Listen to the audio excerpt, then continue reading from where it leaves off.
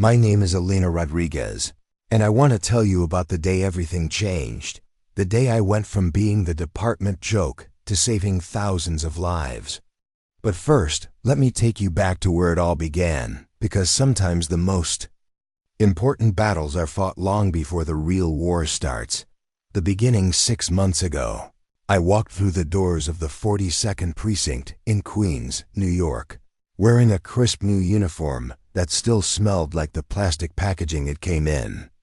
At 26, I was older than most rookies, but life has a way of taking you on detours you never planned. My badge felt heavier than it looked, carrying with it the weight of a childhood dream I'd almost given up on. The other officers sized me up within seconds.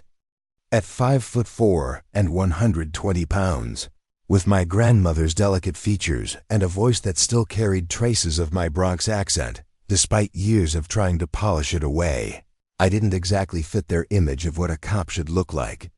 Detective Mike Sullivan, a 20-year veteran with shoulders like a linebacker and an attitude to match, took one look at me and laughed. "Great," he announced to the bullpen, another diversity hire. "Hope she's good with paperwork, because that's about all she'd be useful for." The room erupted in snickers. I felt my cheeks burn but kept my expression neutral, a skill I'd learned during my previous life, the one nobody here knew about.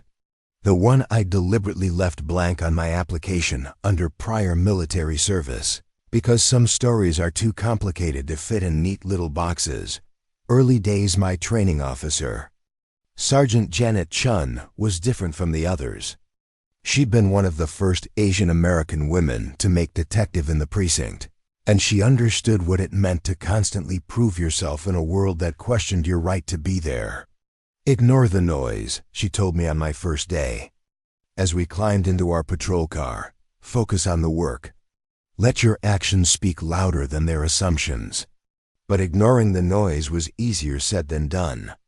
During roll call, I'd watch other rookies get assigned to high-profile cases, while I was stuck with domestic disputes and noise complaints.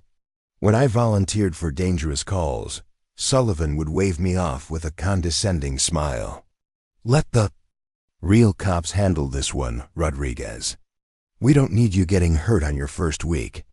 The breaking point came during a bank robbery 3 months into my tenure. While the tactical team prepared to move in, I noticed something on the security monitors, a detail everyone else had missed. The suspect was wearing a specific type of tactical vest, one I recognized from my past life, the kind that indicated military training. I tried to share this information with Sullivan, but he cut me off. "Rodriguez, I need you to stay with the crowd control. Leave the thinking to the detectives." The tactical team went in with standard procedures. What should have been a clean operation turned into a 40-minute standoff, because they were unprepared for the suspect's military-grade equipment and training. When they finally apprehended him, 3 officers had been injured, and the suspect had nearly escaped through a route I could have predicted. That night, Sullivan cornered me in the locker room. "You got something to say about how we handled that situation today, rookie?" I looked at him steadily, my hands finishing the process of changing out of my uniform with practiced efficiency. "No, sir. Just glad everyone made it home safe." "Good," he said, but something in my tone must have unsettled him because he lingered longer than necessary before leaving. The secret, what Sullivan and the others didn't know, was that before becoming Elena Rodriguez, NYPD rookie, I had been Sergeant Elena Rodriguez, United States Marine Corps Force Reconnaissance. For 8 years, I had been part of an elite unit that conducted deep reconnaissance, direct action, and counter-terrorism operations in some of the world's most dangerous places. I'd learned to rappel from helicopters in complete darkness, to identify explosive devices by their electronic signatures, and to read the micro-expressions that betrayed hostile intent. I'd served 3 tours overseas, earned 2 Purple Hearts, and had once spent 72 hours behind enemy lines, coordinating the extraction of a diplomatic team. But none of that mattered here, in this precinct, where I was just another rookie. who looked like she should be serving coffee instead of carrying a gun. I'd left the Marines after my father's death, wanting to serve my community in a different way, to build something rather than just protect it. Police work seemed like a natural transition, a way to use my skills to help the neighborhood where I'd grown up. What I hadn't anticipated was how difficult it would be to start over, to prove myself all over again to people who saw only what they expected to see. The morning of November 15th started like any other day. I arrived at the precinct early, reviewed the overnight reports, and prepared for another shift of routine calls and casual dismissals. The autumn air was crisp, carrying the scent of fallen leaves and the distant aroma of coffee from the bodega. Across the street, during roll call, Captain Martinez briefed us on elevated security concerns throughout the city.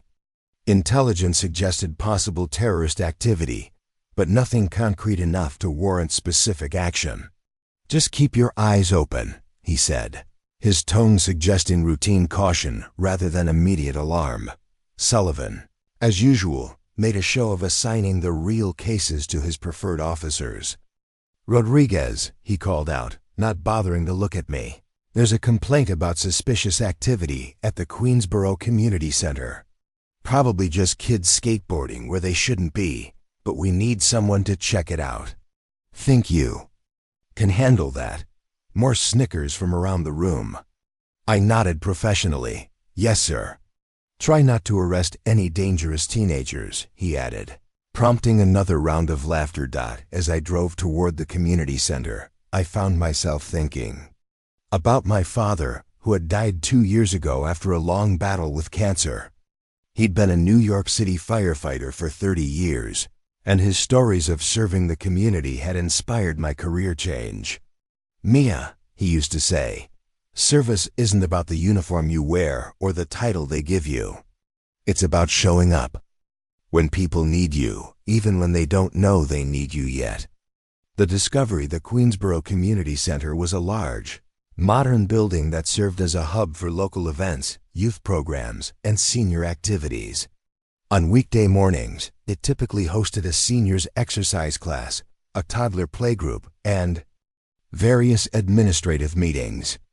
As I pulled into the parking lot, I noted approximately 60 cars, a normal count for a Tuesday morning. The complaint had come from a jogger who noticed men in work clothes acting suspicious near the building's service entrance. Given the neighborhood's recent uptick in petty crime, it seemed like a routine check, but as I approached the building, my military training kicked in automatically.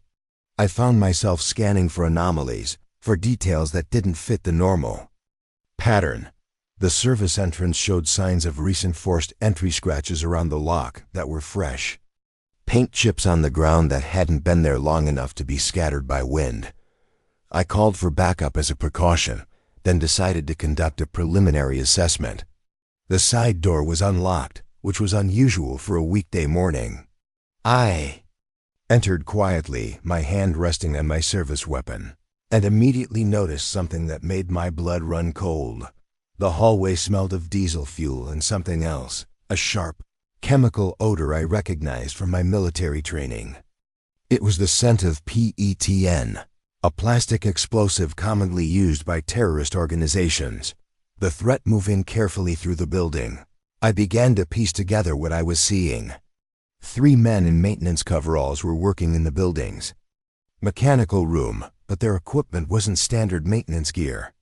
I recognized the components they were assembling, a sophisticated improvised explosive device designed to bring down the entire structure. From my concealed position, I could hear fragments of their conversation.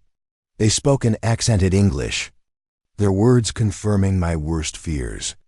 This was a coordinated attack, timed to coincide with the morning's peak occupancy.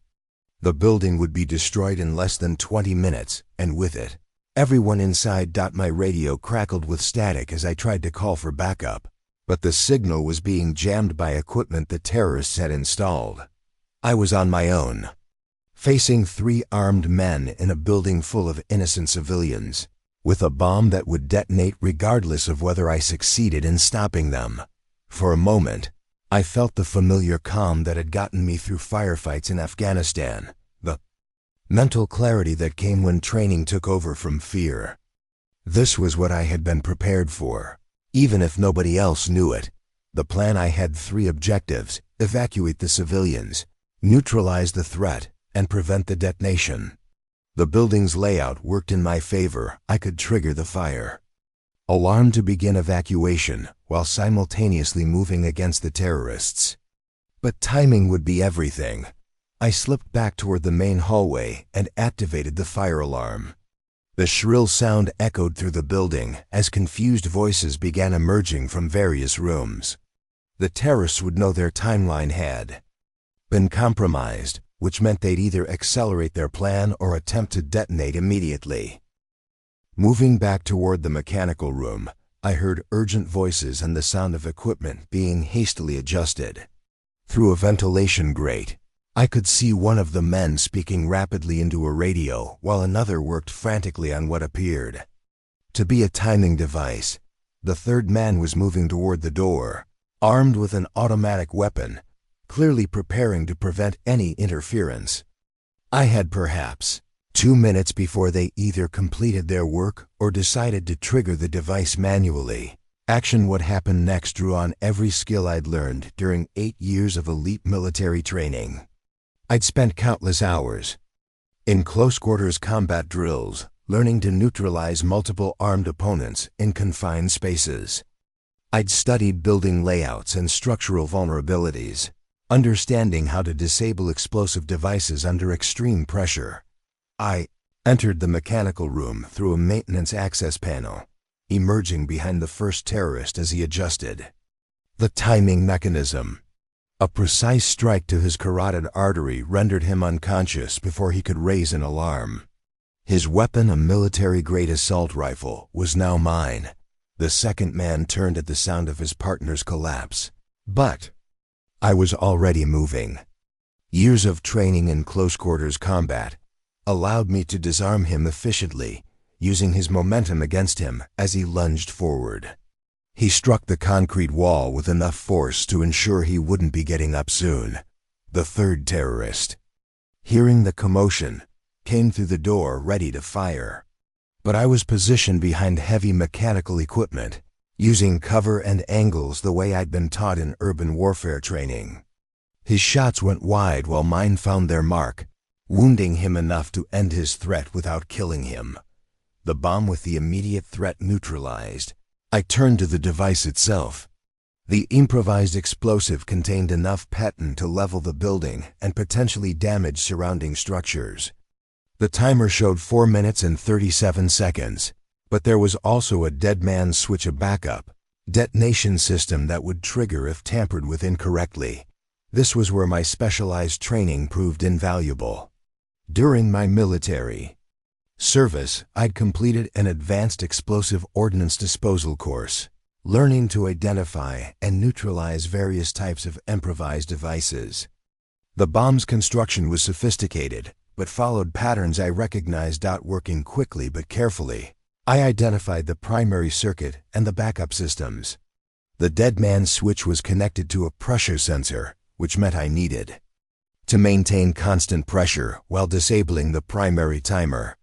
Using a piece of equipment from the terrorist's own kit, I bypassed the pressure sensor while simultaneously cutting the power supply to the timing mechanism. With 23 seconds remaining on the display, the device went silent. The aftermath: by the time backup arrived, Sullivan and a full tactical team, the building was secure, the civilians were safe, and 3 would-be terrorists were in custody. The bomb squad confirmed that I had successfully neutralized a device capable of killing everyone in the building and potentially hundreds more in the surrounding area. Sullivan stood in the mechanical room, staring at the disabled explosive device, and the 3 unconscious men, his expression cycling through confusion, disbelief, and something that might have been respect. "Rodriguez," he said finally, "how the hell did you?" "Training, sir," I replied simply. It was Captain Martinez who finally asked the right question. "What kind of training teaches someone to do all this?" I looked around the room at the faces of my colleagues, at the same people who had spent months treating me like I was barely qualified to write parking tickets. 8 years Marine Force. Recon, specialized in counterterrorism and explosive ordnance disposal. The silence that followed was different from the dismissive quiet I'd grown accustomed to. This was the silence of people reassessing everything they thought they knew. The truth revealed. Why didn't you tell us? Sullivan asked, and for the first time since I'd known him, there was no condescension in his voice. I considered the question carefully. Would it have mattered? Or would you have found other reasons to doubt me? He didn't answer immediately, which was answer enough. Detective Lisa Park, who had been quietly observing from the doorway, stepped forward. The explosives, she said. They were sophisticated, military grade. This wasn't some amateur operation, I nodded. The men are likely part of a larger cell. Their equipment, their training, their coordination, this was professionally planned. We'll want to trace their communications, their funding, their entry into the country. Captain Martinez took notes as I briefed them on what I'd observed. My assessment of the threat level and recommendations for follow-up investigations. It felt strange to be the one providing tactical analysis after months of being excluded from meaningful work. The device was designed to bring down not just this building, but potentially damage the elementary, school next door, and the senior living facility across the street, I continued. Based on the timer and the morning schedule, they were targeting maximum civilian casualties. The weight of what had been prevented settled over the room. Hundreds of lives, children, seniors, families had been saved by what others had dismissed as a routine complaint call. Recognition. The story broke within hours. Rookie cop prevents major terrorist attack dominated local news cycles, but I found myself uncomfortable with the attention. During the press conference, I stood beside Captain Martinez as he fielded questions from reporters who seemed more interested in the dramatic narrative than the tactical details. "Officer Rodriguez," called a reporter from the back. "How does it feel to be called a hero?" I thought about my father, about the Marines who didn't make it home, about all the people who served quietly without recognition. "I was doing my job," I said. "The real heroes are the teachers who protected their students during the evacuation, the seniors who helped each other get to safety, the first responders who arrived ready to face an unknown threat. I just happened to have the right training, at the right time." But privately, I felt a deep satisfaction that had nothing to do with recognition or vindication. For the first time since joining the force, I had been able to use my skills fully, to be the police officer I'd trained to become. The change, the transformation in my colleagues' attitudes was immediate and profound. Sullivan approached me the next morning with something I'd never seen from him before, genuine respect. "Rodriguez," he said, "I owe you an apology." "Hell, I owe you more than that." "We all do." I nodded acknowledgement, but didn't make it easy for him. "What changed your mind, detective?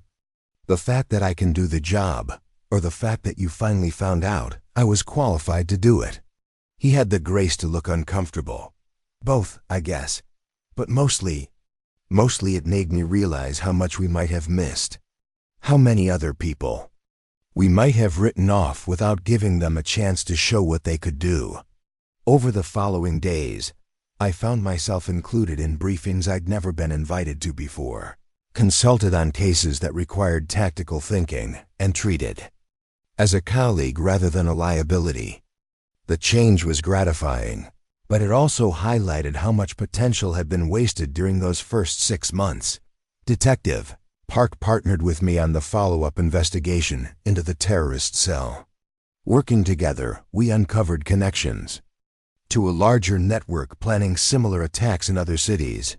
My military intelligence background proved invaluable in understanding their operational patterns and communication methods. "You know," Park said during one late-night stackout, "I'm sorry about how we treated you." I should have stood up to Sullivan and the others. I appreciated her honesty. It's easy to go along with the crowd. It takes courage to stand against it. Well, she said, from now on I'm standing with you. Reflection: 3 weeks after the incident, I found myself back at the community center, which had reopened after extensive security upgrades. The seniors' exercise class was in session, led by Mrs. Chen, an 80-year-old woman who had thanked me tearfully at the reopening ceremony. "You saved my grandchildren's lives," she had said, referring to the elementary school students who would have been in the blast radius. "How can I ever repay you?" "Just keep living your life," I had told her. "Keep being part of this community. That's the best thanks anyone could ask for." Now, watching her lead a room full of people through their morning stretches, I understood something fundamental about service. It isn't about recognition or respect, though those things matter.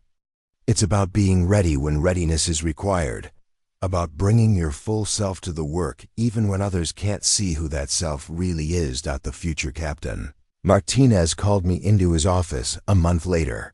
"Rodriguez, I've been thinking about your career trajectory here. Clearly, we haven't been utilizing your skills effectively." He offered me a position with the department's new counterterrorism task force, working directly with federal agencies on threat assessment and prevention. It was the kind of opportunity I'd dreamed of when I first put on the uniform, the chance to serve my community using all of my training and experience. But I also knew that accepting would mean leaving patrol work, leaving the daily interaction with ordinary citizens that had drawn me to police work in the first place. I asked for time to consider the offer. That evening, I called my mother, who still lived in the Bronx apartment where I'd grown up. "Mia," she said after I'd explained the situation, "your father always said the best service comes from the heart, not from the title. What does your heart tell you?" I thought about Mrs. Chun and her exercise class, about the community center full of families who deserve to feel safe, about all the routine calls that weren't routine to the people who needed help. "I want to stay on patrol," I told Captain Martinez the next day, "but I'd like to be available for consultation when cases require my particular expertise." He smiled, as if he'd expected that answer. "Fair enough. But you're getting a promotion to detective and you're training our tactical response team in counterterrorism procedures." Full circle 6 months later, I found myself mentoring a new rookie, Marcus Johnson, a 24-year-old former Navy corpsman who looked as nervous and eager as I had on my first day. I watched Sullivan and some of the other veterans size him up, noting his slight build and quiet demeanor. "Looks like another desk jockey," Sullivan muttered. But he caught my eye and had the grace to look embarrassed. I walked over to Johnson and extended my hand. "Officer Rodriguez, welcome to the 4-2. "Thank you, ma'am. I've heard a lot about you." "Good things, I hope," I said with a smile. "Tell me about your background, Marcus. What brings you to police work?" As he began to share his story: medical training, deployment experience, a desire to serve his community, I listened with the attention I wished someone had given me. His file mentioned military service but provided no details, just like mine. "Had any specialized training I should know about?" I asked. He hesitated, then said quietly, "Some combat medical experience. Emergency trauma care under fire. But I'm not sure how relevant that is to police work." I thought about all the domestic violence calls, the overdose responses, the accident scenes where medical training could mean the difference between life and death. "It's more relevant than you might think. Want to ride with me today? I'll show you around the beat." As we walked toward our patrol car, I saw Sullivan watching with an expression I'd learned to read as grudging respect mixed with ongoing adjustment to new realities. "Rodriguez," he called out, "you and Johnson are taking the community center patrol today. Figured you might want to check on your friends over there." There was no mockery in his tone, just acknowledgement of territory I'd earned. I nodded my thanks and climbed into the driver's seat, with Marcus settling in beside me, eager to learn. "Any advice for a new officer?" he asked as we pulled out of the parking lot. I thought about all the lessons I'd learned, about the importance of patience and persistence, about the value of letting your work speak louder than others' assumptions. Be ready, I said finally. You never know when everything you've learned will suddenly matter more than you ever imagined. And don't let anyone else define what you're capable of. That's your job. As we drove through the Queens neighborhood I'd come to know so well, past the community center where hundreds of lives had been saved by a rookie they'd underestimated, I realized that sometimes the best victories are the quiet ones. The ones where you don't have to prove yourself to anyone except the person looking back at you in the mirror. The radio crackled with a call about a disturbance at a local school. I glanced at Marcus, who straightened in his seat, ready for whatever we might encounter. Unit 427 responding, I said into the radio, and we drove toward whatever challenge awaited. 2 officers ready to serve, protect, and prove that heroism comes in all shapes, sizes, and backgrounds. In the end, that's what I learned during my time as the rookie they mocked. Respect isn't given, it's earned. But more importantly, the work itself, protecting people, serving your community, being ready when readiness matters, that's its own reward, regardless of whether anyone else recognizes it. Sometimes the smallest person in the room is carrying the biggest story. Sometimes the quietest voice has the most important thing to say. And sometimes the rookie everyone underestimates is exactly the person who's been prepared their whole life for the moment when preparation meets opportunity. My name is Elena Rodriguez, and I'm no longer a rookie.